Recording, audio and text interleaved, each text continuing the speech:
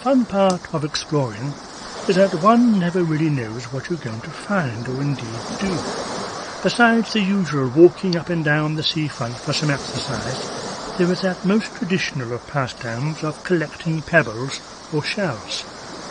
This may sound easy enough, but one can have difficulty acquiring such specimens when you also have your camera, backpack and other stuff. As soon as you start looking, you forget where you are going and either bump into someone or a dog comes running for you, or you forget that the tide does indeed turn.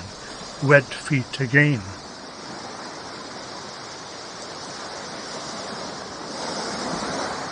Hear me, little Jackie, you will smoke me backy, have the bit big cracky till the boat comes in. If you are brave enough in the early morn, then why not go for a swim? It's supposed to be good for health, all this sea water, etc. I was very much tempted to have a go, but unfortunately I did not have any bathing costume. What a pity. I will have to plan for next time. As I saw some rowers out, which looked very interesting, reminding me of that traditional boat race with Oxford and Cambridge boat clubs, otherwise known as the University Boat Race.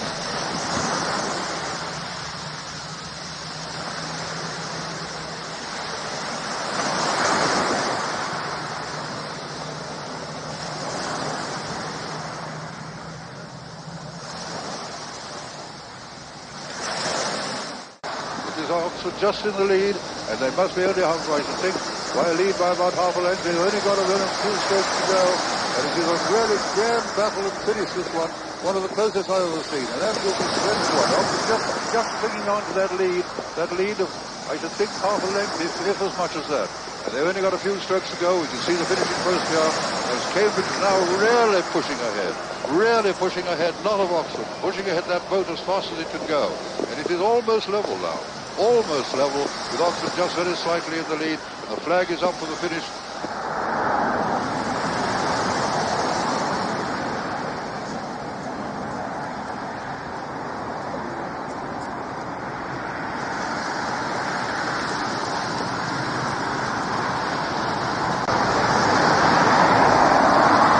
In the main promenade, one can see this historical monument and landmark, the Queen Victoria Jubilee clock, built in 1887 to commemorate her Golden Jubilee. Later on, in 1974, it was classified as a Grade 2 listed building by Historic England.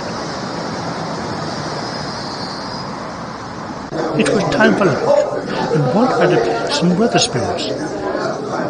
There are two Wetherspoons in Weymouth, one on the corner as you exit the promenade, and the other one is down the high street.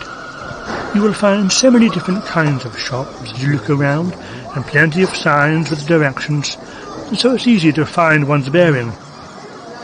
Landmark buildings are a good way of establishing directions, the tower clock, or the church.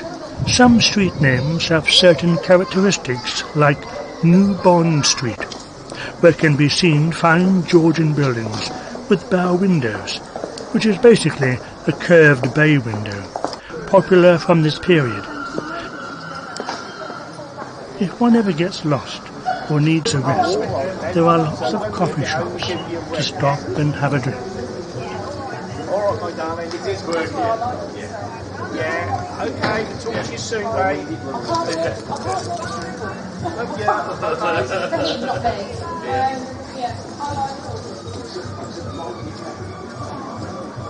Other kind of shops can be seen, like this which is called the Fantastic Sausage, or rather can be heard due to its loud use of American rock and roll.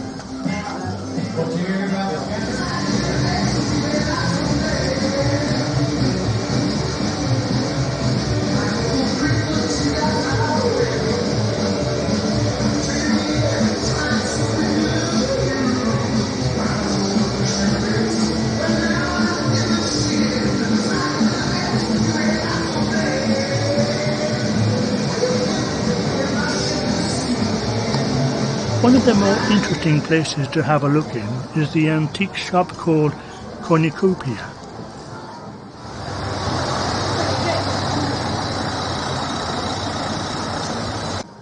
Nearing the harbour, one sees a cannonball stuck into the wall. Now, of course, is this the original, or has this just been for tourists? The signage says, "The Maiden Street Cannonball," and has a fascinating glimpse into the historical perspective and importance of this town.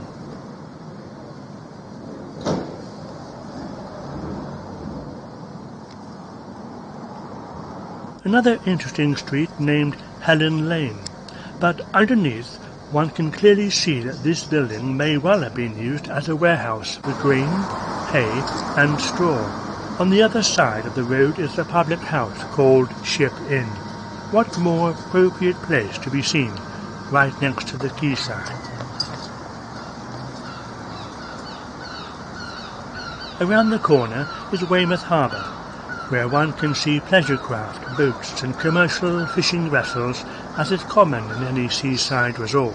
Traditional economy like fishing still plays an important part of the local economy, but tourism is the main industry, and those who still go out in boats fish inshore waters with traditional lines, nets and pots. From a bigger perspective, most of the UK seafood is imported, and most of what is caught is exported. Yet a few generations ago, fishing, like so many other industries, was solid industries and dependable for careers for the younger generation. As industries change due to lack of investment or government policy, thus begins the slow death and pulling down of what was once a thriving and profitable business. Across the bridge, which can lift up to allow boats to enter the inner harbour, one can follow on towards the coastal path, ending up in Nothe Fort, which was built in the Victorian times. The pronunciation is Nothe, like father. A coastal defence built around 1860 to protect Portland and Weymouth harbours, abandoned in 1956, and of course now is a Grade 2 listed building since 1974.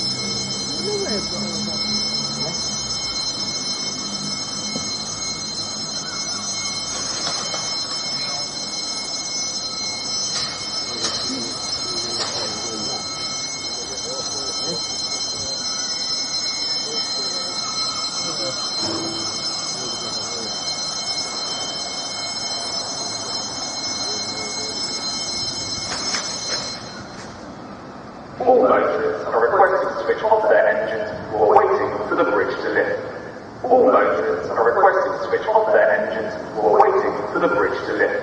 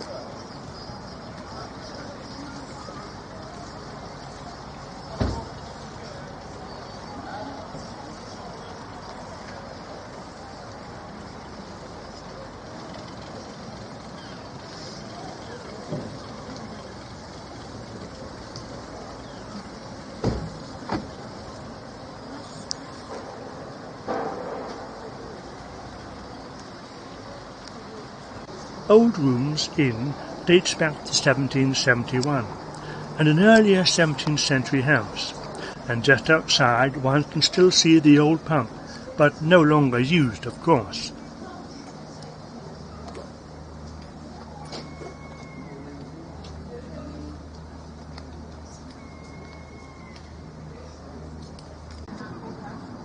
Yet how many actually look at those rusty nails and iron fittings? That blacksmith of unknown origin yet still speaks today of his craft and skill.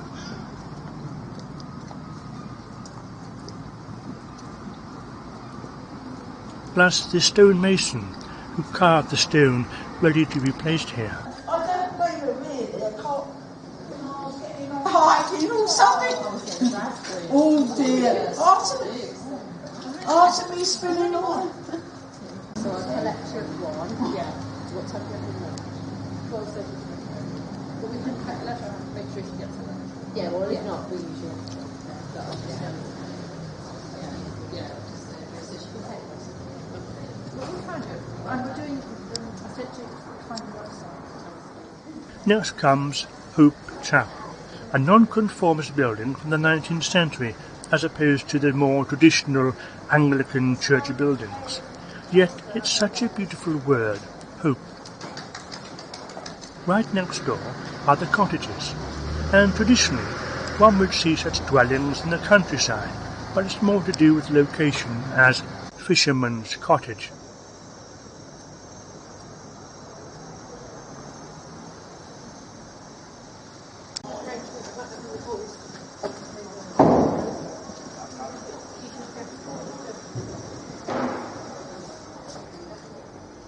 Next comes Tudor House Museum, with a talk by a local historian who I just bumped into.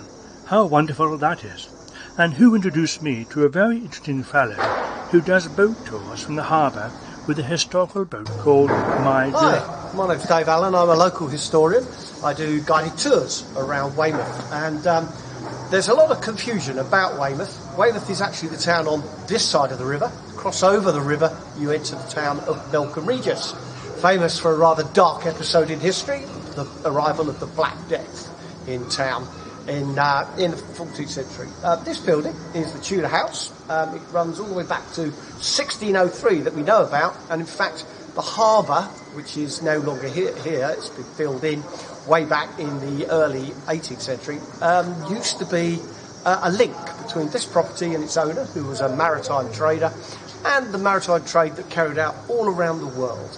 If you want to find out more about that kind of thing and a little bit more about history, check out weymouthheritagecentre.co.uk. My name's Dave, and great to see you. Come to Weymouth, enjoy the history and the sunshine and the beach.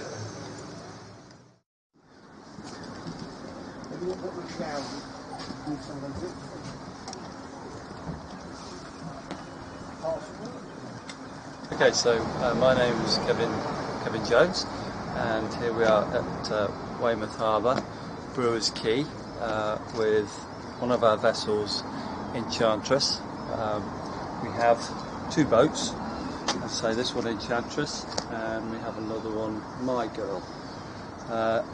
Both boats are, well, this one's 83 years old and the other one's 93 years old, so historic, national historic ships, which we run from here at Brewer's Quay to either out into the bay or across to Portland Harbour doing passenger trips.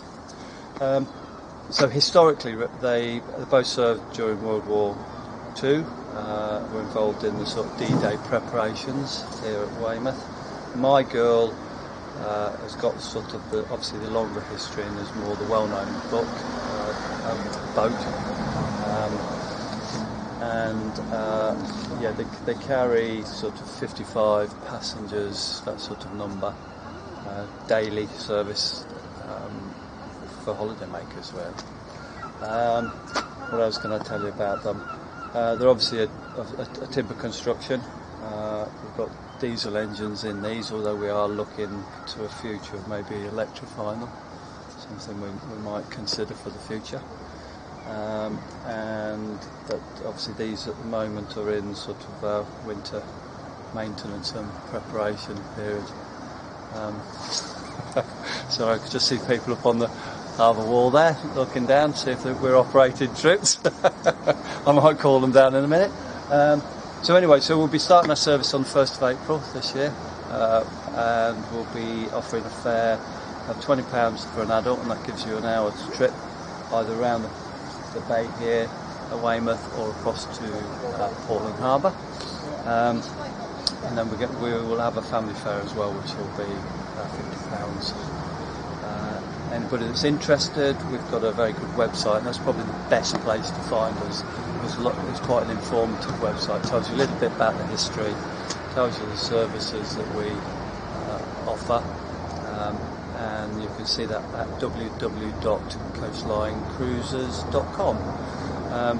And we're obviously on Facebook and things like that, but your best bet is obviously our website for the most information. So we look forward to seeing you in hopefully a sunny Weymouth this year, starting the 1st of April. And so have a good holiday. Thank you very much for your time.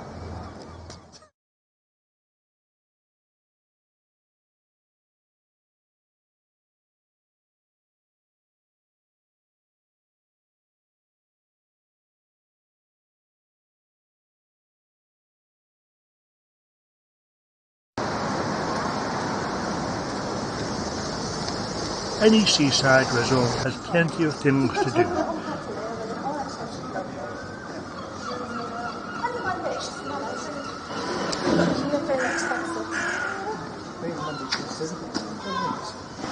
There is also the reality that so many shops do not survive due to whatever that reason may be, seasonal variations.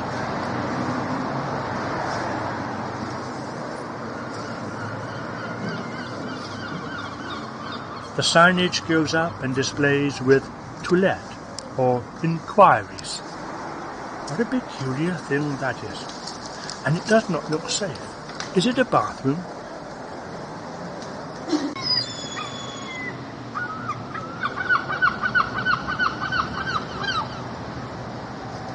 Heading home along the promenade, one can see the amusements arcade. Once inside, there is no end of coin-operated game machines. Another coin-operated device is this now antiquated telephone kiosk, the public phone booth, and only 60p minimum fare. Now this should be a listed building, and indeed, it is a very rare thing to be seen.